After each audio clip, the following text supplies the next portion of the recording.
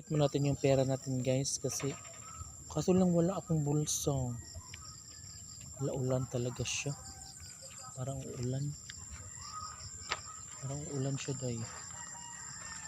So let's work kinamti pa yung.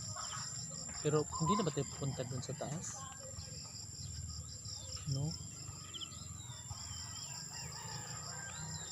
Kasi parang uulan talaga siya. And syempre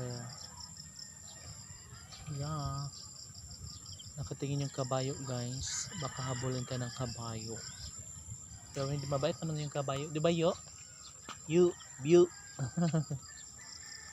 since may payong naman tayo guys, o di perfect smile, o di ba? O di mag-uul, di mag-uul kung ulan ka naman tayo payong di ay laro na. Maglaro tayo, lalali lalan. Ay, busog naman si Biu Biu. Busog na yung kabayo guys. Ano? Laki na ng tiyan niya guys. Wala, parang malakas yung ulan no. Pero sige lang. Kasi malakas naman yung ulan.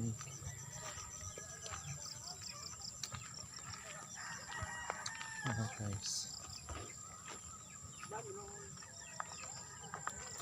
At yes.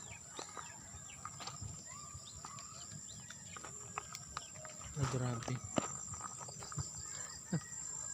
May araw naman dito guys pero ano siya. Maulan lang talaga siya. Yung araw niya.